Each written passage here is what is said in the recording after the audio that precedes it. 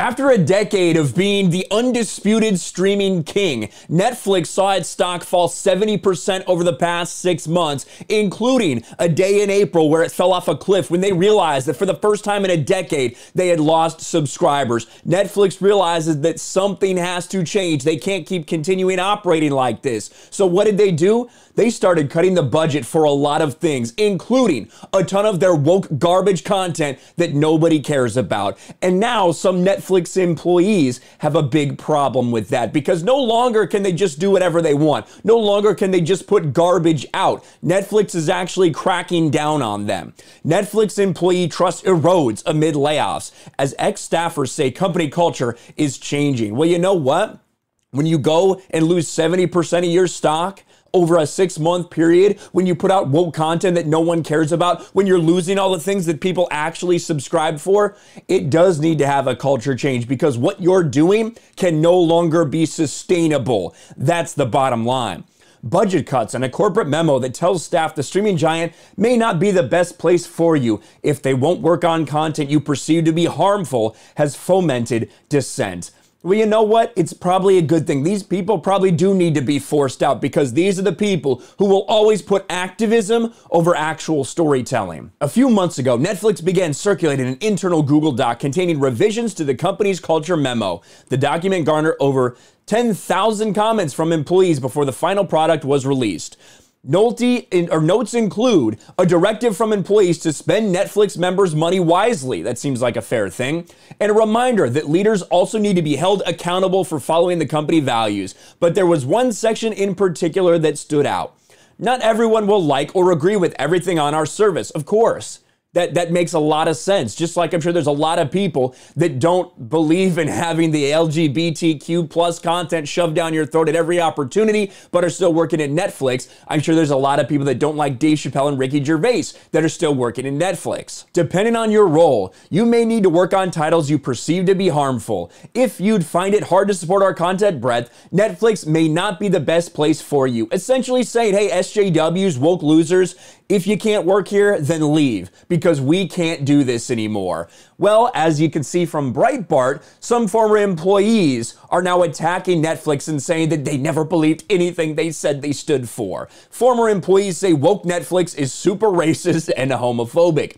Several employees who whined like 9-year-old girls to the Daily Beast now claim that woke Netflix is not so woke. Have you seen the pile of shit that Netflix calls content? I beg to differ. And it all stems from this right here. Netflix laid off workers rail against tail-spinning company, say diversity is not a real priority. And where does this all stem from? Well, it stems from one of the first things to be cut in the budget was the garbage that no one watches, the things that are racially motivated, the things that are solely based on gender identity and sexuality, the things that for years Netflix has poured millions and millions and millions of dollars into, even though no one watches it. Of course, it's going to be one of the first things that gets cut because, again, people don't watch this. It appeals to a very, very small segment of society, and Netflix needs to tighten up the budget. That's what's happening right here. Netflix spent years touting identity-focused content in social channels like Strong Black Lead. Its laid-off employees say that was just window dressing.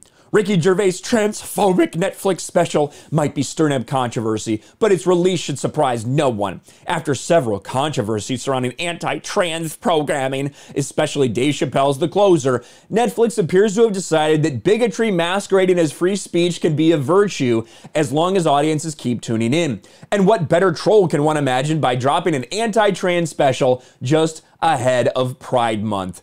There's this intentional doubling down, like we do controversial things, you deal or you don't deal. I think Chappelle was the tipping point of them finally taking a stand instead of kind of waver in the middle.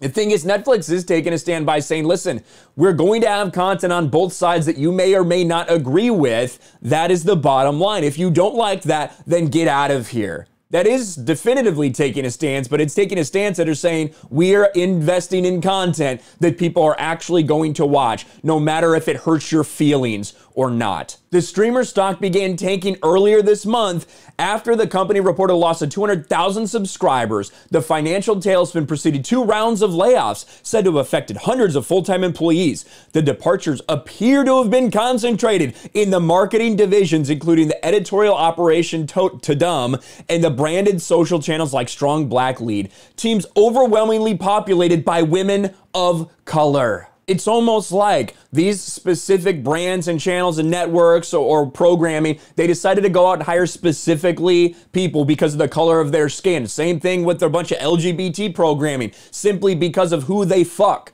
That's why they got hired. That's the only reason they're there. It's not because they're talented.